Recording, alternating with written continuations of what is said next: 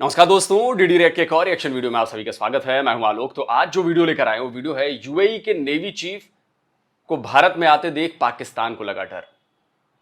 जी हां, खबर दिखा देता हूं मैं। यूएई के नेवी चीफ भारत में थे और बड़ा जबरदस्त स्वागत किया गया उनका। उन्होंने जाकर हमारे जो नेशनल वॉर मेमोरियल है वहां पर भी गए। वहां पर हमारे जो अमर ज्योति जो जल रही है वहां पर जाकर उन्होंने श्रद्धांजलि अर्पित की। हमारे जो बहादुर जवान जो वीर गति को प्राप्त हुए उनको श्रद्धांजलि दी, सल्यूट किया। और इस पर मैंने एक कम्युनिटी पोस्ट भी किया था, पता नहीं उसका जवाब बहुत सारे लोगों ने दिया था, लेकिन सही जवाब नहीं आए थे जिसके बारे में मैंने पूछा था। तो देखिए, इसके अलावा जो है यूएई के जो नेवी कमांडर हैं या नेवी चीफ हैं या यूएई की फौज है या जो मिडिल ईस्ट देशों के जो हैं उनसे हमारे जो डिफेंस के संबंध बन रहे हैं वो बड़े इंपॉर्टेंट हैं, बहुत ज़्यादा इंपॉर्टेंट है। इस बात को इसलिए भी बहुत ज़्यादा वेटेज देनी चाहिए थी कि हमारी प्रेजेंस जो है मिडिल ईस्ट में बहुत ज़्यादा ज़रूरी है। चाहे हमारी एनर्जी नीड्स हों या मिडिल ईस्ट के देशों की जो फूड नीड्स हैं, भाई उनके यहाँ तेल है लेकिन खाना नहीं है, हमारे यहाँ खाना है तो तेल नहीं है। तो दोनों एक दूसरे के पूरक हैं। हमें तेल चाहिए, आपको खाना चाहिए। आप हमें तेल दो, हम आपको खाना देंगे। तो आप हमें एनर्जी दो, हम आपको फूड देंगे। इसके अलावा भी जो इकोनॉमिक टाइज बन रही हैं मिडिल ईस्ट के देशों के साथ, चाहे वो सऊदी अरबिया हो, चाहे वो यूएई हो, चाहे वो और भी बाकी जो देश हैं, कुवैत हो, इधर मुझे लगता है कि इधर ओमान के साथ भी हमारे बड़े अच्छे संबंध हैं। ये सब कुछ भारत की इकोनॉमिक ग्रोथ के लिए, भारत के लोगों के लिए, रोजगार के लिहाज से भी बता रहा हूं मैं। भाई कुवैत में बहुत ज़्यादा भारतीय हैं, मिडिल ईस्ट में बहुत ज़्यादा भारतीय हैं, और जिस तरह से यूएई ने भारतीयों को क्या कहूँ वेलकम किया है या भारतीयों को सपोर्ट किया है वो बड़ा ज़बरदस्त है। भाई अबू धाबी में मंदिर बना, एक दूसरा वहाँ पे और मंदिर है। ये दिखाता है कि जो वहाँ के मुसलमान हैं, जो वहाँ के ओरिजिनल मुसलमान हैं, मतलब जो कह लें कि जो फर्स्ट पीढ़ी के डिसेंडेंट्स हैं, वो ये बात समझ गए हैं कि भाई अगर हमारी कुछ नीड्स हैं तो उनकी भी नीड्स हैं। तो हम अगर उनकी नीड्स को पूरा नहीं करेंगे तो हमारी नीड्स पूरी नहीं होंगी। आपका बिजनेस जाएगा, आपका भाई तेल धीरे धीरे तो खत्म ही हो रहा है ना। हम रिन्यूएबल एनर्जी की तरफ बढ़ रहे हैं, हम दूसरे पावर सोर्सेज की तरफ बढ़ रहे हैं, चाहे वो न्यूक्लियर हो, चाहे वो सोलर पावर हो, या फिर वो और भी चीजें हों। गैस पर आ गए हैं हम, एलएनजी पर आ गए हैं, एलपीजी पर आ गए हैं, सीएनजी पर आ गए हैं। अब जो धीरे धीरे जो मोड है ना जिसमें सबसे ज्यादा खर्च लगता है हमारा, वो एनर्जी नीड्स हैं, और उसको हम डाइवर्ट कर रहे हैं, पूरी दुनिया कर रही है। सोलर एनर्जी से चीजें अब चल रही हैं, आपके घरों में बिजली सोलर से आ रही है। न्यूक्लियर एनर्जी से हमारे जो रिएक्टर्स बन रहे हैं उनसे बिजली पैदा हो रही है, पनबिजली से पैदा हो रही है, हवा से बिजली पैदा हो रही है। तो हमें ये नहीं भूलना चाहिए कि धीरे धीरे भाई इसके लिए हमें तेल चाहिए और तेल की नीड कम हो रही है। तो जाहिर सी बात है कि अगर कोई देश अपना फ्यूचर देखता है तो वो ये देखता है कि भाई मुझे अपने लोगों को भी देखना है, मुझे अपने लोगों को भी सस्टेन कराना है, मुझे अपने लोगों के लिए भी रोजगार चाहिए, पैसे चाहिए।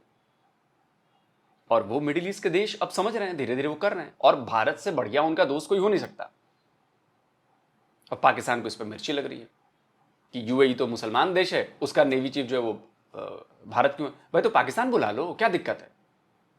चलिए वीडियो देखते हैं।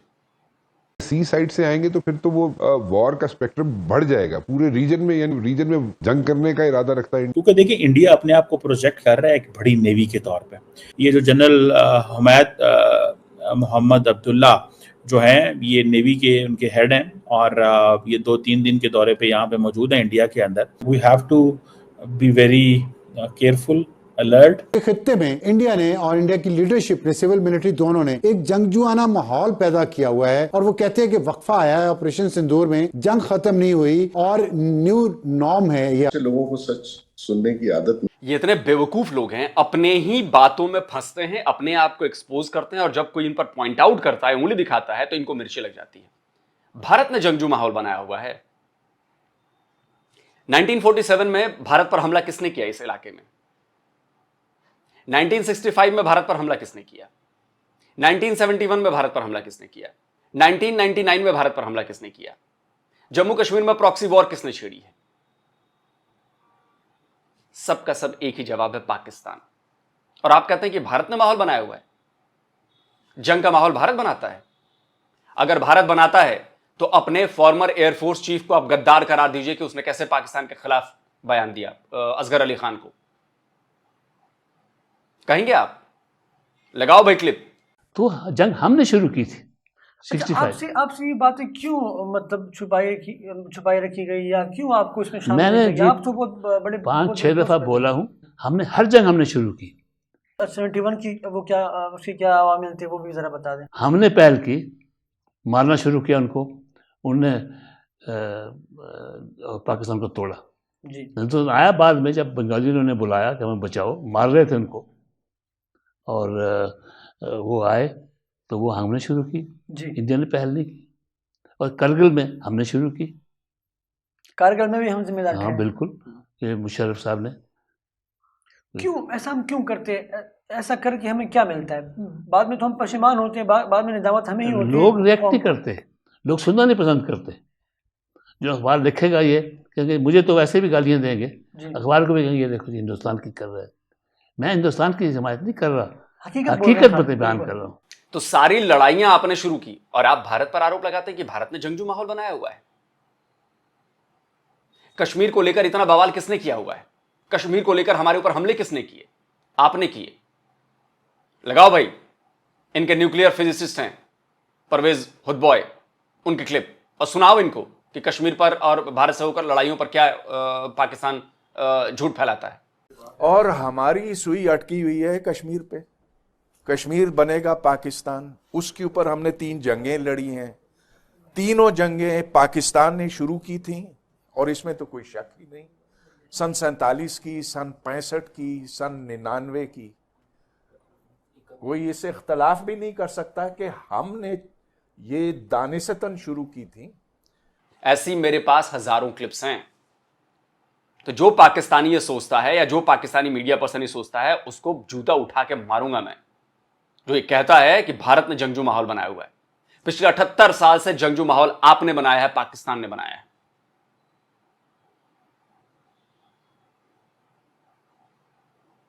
सुअर जिस गंदगी में रहता है ना, उसको लगता है कि सबसे साफ वही है। तो पाकिस्तान वो सुअर है जो गंदगी में है और कहता है कि नहीं नहीं हम बिल्कुल पाक साफ है। समझ गए? खंजीर। वरना कहो अपने फॉर्मर एयरफोर्स के चीफ को कि तुमने गद्दारी की है। बोलो कि फॉर्मर एयर चीफ पागल हो गया था, क्यों उसने ये बात कही? किसी इंडियन ने तो ये बात नहीं कही। तुम्हारी आर्मी का एक और ऑफिसर है आबिद राव, लगाओ भाई क्लिप उसकी। आप पाकिस्तान और इंडिया के ताल्लुकात में देखें, हमने 65 में एक अबॉर्टिव अटेम्प्ट की, बगैर तैयारी के हमने जंग शुरू की और फिर उसको हाफ में छोड़ दिया, ना आपके हाथ कुछ आया, और आप मतलब एक हमलावर भी इस्टेब्लिश हुए, और आपने उस फेज को गंवा दिया कि आइंदा अगर आप कश्मीर पे कोई ऐसी हरकत करेंगे तो क्या वो दोबारा आपका साथ देंगे नहीं देंगे। 71 में एक चांस था हमारे पास कश्मीर को लेने का, वी लॉस्ट टेरिटरी है, ईस्ट पाकिस्तान भी खोया, हमने ये भी खोया। फिर उसके बाद लास्ट अटेम्प्ट कारगिल का हुई, ये भी अबॉर्टिव अटेम्प्ट थी, पूरी तैयारी नहीं थी, तीनों फोर्सेस एक लाइन पे नहीं थी, आपका फॉरेन ऑफिस उस लाइन पे नहीं था, कोई तैयारी नहीं की गई, तो बीच में फिर हमने छोड़ दिया। तुम्हारी पाकिस्तानी आर्मी का ऑफिसर कह रहा है ना कि सारी लड़ाइयां तुमने लड़ी, शुरू की। हमने कैसे जंगजू बनाया भाई? भारत ने कैसे जंगजू बनाया? ये चूरन किसी और को देना, इधर से तो जूते पड़ेंगे सीधे, और सामने होते तब बताता मैं तुम्हें। भारत ने जंगजू का माहौल बनाया। सुनने की आदत नहीं है, सच नेचुरली बड़ा पेनफुल होता है। देखिए, मैं ये समझता हूँ कि अगर तो आपने लड़के जीतना है तो मैं आपको लिख के देता हूँ, आप नहीं जीत सकेंगे। अब अरब वर्ल्ड ये भी कहती है कि भाई जरूरी नहीं है कि हम। सुना आपने? सारी लड़ाइयां लड़ी, जीत गए क्या आप? कश्मीर का आधा इंच भी आपने ले लिया? ले पाए? क्यों नहीं जाके पूछते हो फील्ड मार्शल आसिम मुनीर से भाई, पाकिस्तान के लोगों, कि 78 साल से तुमने अरबों रुपए खाए हैं हमारे ऊपर, हमारे पैसे, हमारे दिए पैसे, आधा इंच भी जमीन क्यों नहीं ले पाए हो? और न ले पाओगे। तुम्हारी औकात ये है जनरल नियाजी, तुम्हारी फौज की औकात यही है, पूरे पाकिस्तान की औकात यही है, सरेंडर करने वाली, जिनकी पैंटें उतारी गई थी कलमा गो मुसलमानों की, जो फौज थी, पाकिस्तानी फौज। इसलिए कहता हूं फेक मुसलमान हो तुम लोग, फेक मुसलमान। और मुझे तो वो जो आपके पाकिस्तान के FBI के चेयरमैन रह चुके हैं शब्बर जैदी, उनकी बातें याद आती हैं, जो इन्हीं बातों को सपोर्ट करी थी कि लड़के जीतोगे। लगाओ बे क्लिप, कश्मीर पर क्या बोला था, शारक कट गई है और जीत जाएंगे टैंक लेके आके। लगाओ क्लिप। सर वो कश्मीर पाकिस्तान की शहरक है। शहरक थी ना तुम्हारी, कट गई। क्या वजह है इंडिया से जंग करने की? सर कश्मीर एक मामला है जो कश्मीर आपके हाथ से जा चुका है, भूल जाए कश्मीर को। कश्मीर लेना है तुमने, तुम लड़के ले लोगे। तुम क्या बातें कर रहे हो यार? तुम ये कह रहे हो कि पाकिस्तानी फौज जाएगी और टैंकों में जाके श्रीनगर फतह कर लेगी, ये कह रहे हो तुम? Are you in senses? 3 दफा तुम ये हरकतें कर चुके हो, कारगिल में भी कर चुके हो हरकत, तुम्हें अभी भी अकल नहीं आई। ट्रेन चला दी है जम्मू से श्रीनगर, बानीहाल पास के थ्रू ट्रेन जा रही है। Can you imagine? तुम किस दुनिया में बैठे हो? टाटा कंपनी का प्रॉफिट पाकिस्तान के GDP से बराबर हो गया है, एक कंपनी का। तो कश्मीर आज़ाद कराने चल पड़े हो। खाने को रोटी नहीं है, कश्मीर आज़ाद कराएंगे। क्या बातें करो यार। तो पाकिस्तानियों, तुम्हें अपनी औकात नहीं भूलनी चाहिए। तुम लोग झूठ मूठ का दिखाते हो कि बड़े बहादुर बनते हो, झूठ मूठ का दिखाते हो कि तुम लोग बड़े, पता नहीं एक जो है वो 100 पर भारी है, घंटा भारी है। 93,000 कितने पर भारी थे फिर, जिनकी पैंटें उतरी थी? कितने पर भारी थे? शर्म कर लो, डूब के मर जाओ। कि हम आपके साथ हर वक्त नथी होकर रहें, हमारे लिए नए अपॉर्चुनिटीज़ में हैं, हमें वो नए अपॉर्चुनिटीज़ भी एक्सप्लोर करने की ज़रूरत है। और इंडिया क्योंकि एक बड़ा प्लेयर है इस खित्ते में, so they just can not afford and can not ignore just because of the religion. Muslim countries हैं, OIC के मेंबर्स भी हैं, ये सारे मिलके इस सिचुएशन में जब थोड़े अरसे के लिए पाकिस्तान के पास सिक्योरिटी काउंसिल की सरबराही है, तो ये कोई रोल नहीं प्ले कर सकते? Majority, I am sorry to say, उसमें उतनी जान नहीं, वो तो डरे हुए बैठे हैं। मुझे तो वो वक्त याद है, बांग्लादेश में हमारे 90,000 पतलूनें पड़ी थी। खुदा ना करे कि 2 लाख पतलूनें हमारी KP के और बलूचिस्तान में भी पड़ी हूँ। मसाइल हल नहीं हुए सीज फायर से, ये जंग जारी है। मुझे याद है जिस वक्त सीज फायर की बात हो रही थी, तो आपसे ही बात होते हुए मैंने ये जिक्र किया था कि ये पॉज है, ये this is not going to end. दोस्तों नमस्कार। UAE के नेवी चीफ 3 दिन के लिए भारत आए हुए हैं, जिसको लेकर पाकिस्तानी मीडिया में बड़ी हलचल है और जलन भी है, क्योंकि UAE एक मुस्लिम कंट्री है और काफ़ी अमीर भी है। तो इनको लगता है कि वो मुस्लिम है तो उन्हें इंडिया जाने की क्या जरूरत है, क्योंकि हम तो मुस्लिम नहीं है। अब इन्हें कौन बताया कि हमारी नेवी अरब कंट्रीज की नेवी को ट्रेन करती है हर साल, क्योंकि उन्हें हम पर यकीन है और हमारी नेवी वर्ल्ड की टॉप बेस्ट नेवी में आती है और हमारे मन में कोई चोर भी नहीं है। हम जो भी हेल्प करते हैं वो दिल से करते हैं, लेकिन पाकिस्तानी अगर किसी की हेल्प करेंगे तो उनके मन में यही होगा कि इसके बदले में हमें क्या मिलेगा। और ये बात अरब कंट्रीज को बड़े अच्छे से पता है, क्योंकि पता नहीं कितनी बार सऊदी अरेबिया ने UAE ने लोन या एड दी है इनको। तो इनकी इमेज अब भिखारी देश की बन चुकी है और कोई देश चाहे वो मुस्लिम ही क्यों ना हो, इनसे बात नहीं करना चाहता। और इनको लगता है कि चाइना टर्की हमारा दोस्त है। चाइना तो बल्कि अपने ही देश में मुस्लिमों को कितना बुरा हाल करके रखता है, लेकिन पाकिस्तान कुछ नहीं बोलता, क्योंकि चाइना इनको पैसे देता है, वेपन्स देता है। तो एक तरह से ये गुलाम बन चुके चाइना के। और हम अगर किसी कंट्री की हेल्प करते भी है तो सोच के नहीं करते कि बदले में हमें क्या मिलेगा। तभी तो हर कोई हमसे हेल्प मांगने आता है। और PM मोदी को इसलिए दुनिया भर से 27 हाईएस्ट सिविल अवार्ड मिल। पाकिस्तान के अंदर अक्सर चाइना जो करता है ना, वो तो इनको नजर नहीं आएगा ना। लगाओ भाई, लेटेस्ट जो चाइना का एक बयान आया था, अल जजीरा ने छापा था, उसमें कहा कि Islam is a mental problem. China कहता है ये Islam is a mental problem, लेकिन किसी पाकिस्तानी के पिछवाड़े में दम नहीं है कि जाकर चाइनीज एम्बेसी के बाहर प्रोटेस्ट करे कि तुम्हारी हिम्मत कैसे हुई इस्लाम के बारे में ऐसी बात कहने की। 25 करोड़ पाकिस्तानियों, तुम्हें ओपन चैलेंज दे रहा हूं, जाकर चाइनीज एम्बेसी के बाहर एक प्ले कार्ड लेकर खड़े हो जाओ कि तुम्हारी हिम्मत कैसे हुई कहने को कि इस्लाम एक मेंटल प्रॉब्लम है, और तुम जो उइगर मुसलमानों के साथ कर रहे हो, जिनको दाढ़ी नहीं रखने दी जाती, कि मेरी रिपोर्ट नहीं है, BBC की रिपोर्ट कहती है, जिनको रोजा नहीं रखने दिया जाता, इंटरनेशनल रिपोर्ट कहती है, मेरी रिपोर्ट नहीं कहती है, जहां मस्जिदों को टॉयलेट में बदला जा रहा है, मैं नहीं कहता हूं, इंटरनेशनल रिपोर्ट्स कहती हैं, जहां पर 16,000 से ज्यादा मस्जिदों को तोड़ दिया गया, मैं नहीं कहता हूं, ये इंटरनेशनल रिपोर्ट्स कहती हैं। लेकिन तब तुम्हारा इस्लाम जो है वो खतरे में नहीं आता, तुम इस पर नहीं बात करोगे, क्योंकि चाइना ने तुम्हें कुत्ता बना रखा है और गले में पट्टा डाल रखा है। वरना गैरत होती तुम लोगों में तो अब तक चाइनीज एम्बेसी का तुम लोग घेराव कर रहे होते, प्रोटेस्ट कर रहे होते चाइनीज एम्बेसी के खिलाफ कि तुम ऐसा कैसे कर रहे हो। जाओ ना करो, तुम्हारी अपनी गवर्नमेंट तुम्हारी पिछवाड़ा लाल ना कर देना तो मेरा नाम बदल देना। प्रोटेस्ट करके दिखाओ, एक बंदा, पिछले 4 साल से कह रहा हूं, एक बंदा चाइनीज एम्बेसी के बाहर जाकर प्रोटेस्ट करके दिखाओ। यह नहीं करना है कि चुपके से जाना, फोटो खिंचवाने चले आना, ना ना ना ना, प्रोटेस्ट करना है। नहीं करोगे, इसलिए कहता हूं तुम लोग फर्जी मुसलमान हो, फेक मुसलमान हो, और नहीं हो तो साबित करो, करके दिखाओ। पाकिस्तान के अंदर अक्सर इस चीज़ को देखा जाता है कि जब अरब ममालिक, वो जो पाकिस्तान के बड़े करीब हैं, जब वो भारत का दौरा करते हैं या लीडरशिप भारत का दौरा करती है तो बड़ा इसको अहमियत दी जाती है कि ये हो रहे हैं दौरे, क्यों हो रहे हैं, क्या वजूहत है। और मेरा नहीं ख्याल इसमें कोई परेशानी होनी चाहिए। गो के इस चीज़ का हमें अंदाज़ा है कि इंडिया और यूएई जो है वो बहुत करीबी पार्टनर्स हैं इस वक्त। और आपने देखा होगा कि यूएई जो है वो इंडिया के साथ मिलकर बहुत सारी नेवल एक्सरसाइजेस भी करते हैं। इंडिया ने हमेशा, मैंने आपको बताया था कि प्राइम मिनिस्टर मोदी जो हैं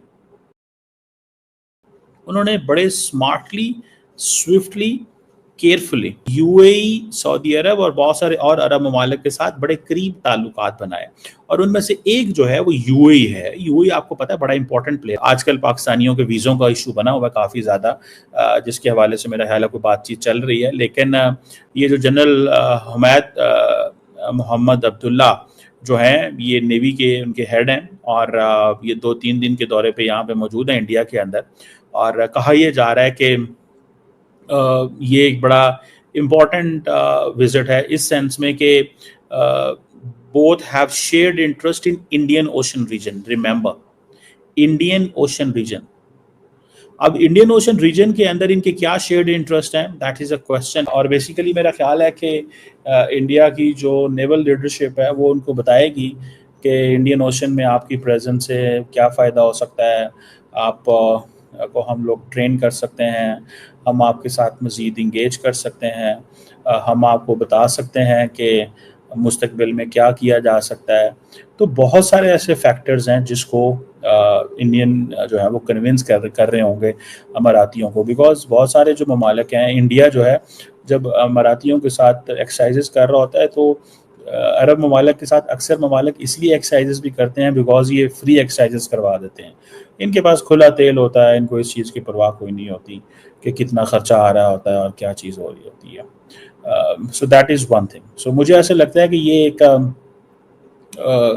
इम्पॉर्टेंट दौरा है इस सेंस में कि इससे हमें we have to be very careful, alert, क्योंकि जो पार्टनरशिप एंड जो रिलेशनशिप जो है उसको इग्नोर नहीं किया जाना चाहिए और उसकी जो डायमेंशन है उनको देखना चाहिए। क्योंकि देखिए इंडिया अपने आप को प्रोजेक्ट कर रहा है एक बड़ी नेवी के तौर पे, और ये ममालिक क्योंकि स्टेट ऑफ हार्मर्स और इन जगहों में इनको काफ़ी ज़्यादा अपने रिसोर्सेज लगाने पड़ते हैं, तो इनके लिए इस चीज़ की बड़ी वैल्यू वर्थ है।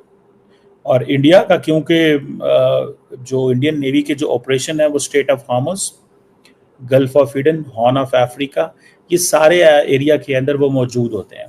तो मेरा ख्याल है कि यूएई समझता है कि हमें अपनी कमर्शियल नीड्स के लिए, क्योंकि बहुत सारी ट्रैफिक जो स्टेट ऑफ हार्मर्स से निकलती है जब वो अरेबियन सी में या इंडियन ओशन की तरफ जाती है, तो दे नीड पार्टनर्स। सेकेंडली मैं आपको ये भी थोड़ा बताता चलूँ कि इंडिया ये भी समझता है और यूएई ये भी समझता है कि जितनी ज़्यादा इंडिया यूएई की ट्रेड है जो कि तकरीबन 100 अरब डॉलर के करीब हुई है,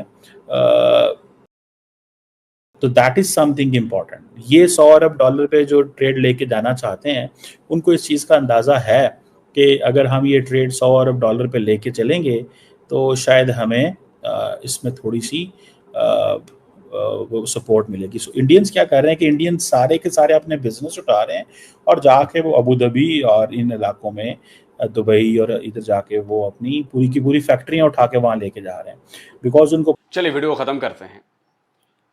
देखिए बात इतनी नहीं है, बात बड़ी समझने वाली है कि यूएई के नेवी के कमांडर चीफ जो हैं वो भारत क्यों आए।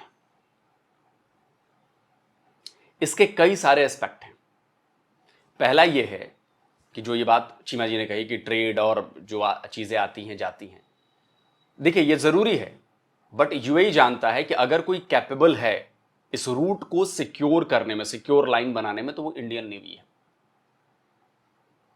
इंडियन नेवी के अलावा अभी इस पूरे रीजन में किसी की कैपेबिलिटी इतनी नहीं है जितनी हमारी कैपेबिलिटी है। और मैं आप लोगों को ये बताना चाहता हूं कि पिछले 10 सालों में इंडियन नेवी को बड़ा बनाने, इंडियन नेवी को मॉडर्नाइज करने और इंडिजिनस जो मैन्युफैक्चरिंग है नेवी के लिए करने के लिए जो हम कर रहे हैं, उसमें बहुत ज्यादा प्रोग्रेस है। आप जाकर देखो पिछले 10 सालों में हमने कितने शिप्स हमने बनाए हैं, कितने शिप्स हमने शामिल किए हैं, कितने सबमरीन्स बनाई हैं, कितने सबमरीन शामिल की। नेवी की जो आर्म है वो बड़ी होती जा रही है और इसको बड़ा करना पड़ेगा। मैं ऑलवेज जोर देता हूं, हमारी आर्मी जबरदस्त है, एयरफोर्स काम में जबरदस्त है, सामान की कमी हो गई है उसके पास, उसको वेपन्स चाहिए, फाइटर जेट्स चाहिए और ज्यादा चाहिए। उस पर मुझे लग रहा है कि उस पर थोड़ा सा हम कमजोर पड़ रहे हैं एयरफोर्स वाले मामले पर। लेकिन नेवी के मामले में हम कमजोर नहीं है। नेवी के मामले में हम लगातार हर दिन हम मजबूत होते जा रहे हैं, चाहे वो सबमरीन्स हो, चाहे वो कॉर्वेट्स हो, चाहे वो डिस्ट्रॉयर्स हो, चाहे अभी मैंने कोई खबर देखी, मैंने अभी एक नया कोई शिप भी शामिल हुआ है, स्क्रीनशॉट मिलता है तो लगा देता हूं। I think anti submarine warfare नहीं, अभी कोई शिप जो है वो शामिल हुआ है, डाइविंग असिस्ट, पता नहीं क्या था वो, कुछ तो था। तो हम लगातार कर रहे हैं और शायद यूएई के नेवी चीफ को ये बात पता है। ये तो कोई पहली चीज। दूसरी चीज जो है, जो मैं आत्मनिर्भर भारत की बात कर रहा हूं, कि जो हम कॉर्वेट्स बना रहे हैं, जो हम डिस्ट्रॉयर्स बना रहे हैं, जो हम शिप्स बना रहे हैं, सबमरीन्स बना रहे हैं, मुझे लगता है कि आने वाले दिनों में, आने वाले साल में, उसकी बात कर रहा हूं मैं, कि आपको ये खबरें मिलेंगी कि यूएई हो या और भी जो दूसरे देश हैं अरब देशों में, वो भारत से शिप्स ले रहे हैं। वॉरशिप्स की बात कर रहा हूं मैं। भले आपको ये बात लग रही हो कि बड़ी हल्की है, लेकिन ये हल्की नहीं है। पता नहीं मुझे क्यों ऐसा लग रहा है कि आगे भविष्य में भारत जो है इन लोगों को वॉरशिप्स सप्लाई करेगा बनाकर। आप देखिएगा, मेरी बात याद रखिएगा। तीसरी जो चीज है, तीसरी चीज बहुत ज्यादा इंपॉर्टेंट है, आप समझिए। चीमा जी ने कहा कि 100 अरब डॉलर का जो है वो बिजनेस है यूएई के साथ। अब ये बात और आगे निकल चुकी है। मैं यहां पर मिडिल ईस्ट कॉरिडोर का जिक्र करना चाहूंगा। आप देखिएगा, जैसे ही मिडिल ईस्ट कॉरिडोर कंप्लीट होगा और ऑपरेशनल हो जाएगा, 100 बिलियन का ट्रेड 200 बिलियन का हो जाएगा। और ये बहुत बड़ा बिजनेस प्लान है। अब आई डोंट नो कि कितने लोग जो हैं चीमा जी जैसे जो समझ पाते हैं इस बात को। ये बहुत बड़ा प्लान है जो मिडिल ईस्ट कॉरिडोर है। ये सिर्फ भारत या यूएई तक सीमित नहीं है, इसमें कई देश हैं और उनके इंटरेस्ट हैं, उनकी इकोनॉमी है, उनका बिजनेस है। और ये बहुत बड़ा माइलस्टोन साबित होगा इंटरनेशनल ट्रेड में। और एक जो कहते हैं ना कि जैसे मैंने शुरू में कहा कि यूएई को फूड की नीड है, हमें एनर्जी की नीड है। यूएई को पानी चाहिए, हमें तेल चाहिए। यूएई को बिजली चाहिए, हमें एलपीजी गैस चाहिए या एलएनजी गैस चाहिए। और ये सारी नीड्स पूरी होंगी इसी मिडिल ईस्ट कॉरिडोर। भारत से जो भी एग्रो प्रोडक्ट्स होंगे, क्यों कंपनियां जा रही हैं दुबई में, आप जाकर देखिए उसमें जो कंपनीज है वो क्या करने वाली हैं। भारत के जो नए नए बिजनेस शुरू हो रहे हैं या एग्रो प्रोडक्ट्स की जो बिजनेस कर रहे हैं, उनके लिए बहुत बड़ा मार्केट मिलने वाला है जो पूरा मिडिल ईस्ट है। अभी भी है वैसे, चावल हो, बाकी के एग्रो प्रोडक्ट्स हो, लेकिन ये और ज्यादा बढ़ेगा जब मिडिल ईस्ट कॉरिडोर हो जाएगा। और ये यूरोप का रास्ता है। तो बहुत लंबी प्लानिंग है, बहुत खर्चा है इसमें, लेकिन हाँ, इसके रिजल्ट्स भी बहुत तगड़े आएंगे।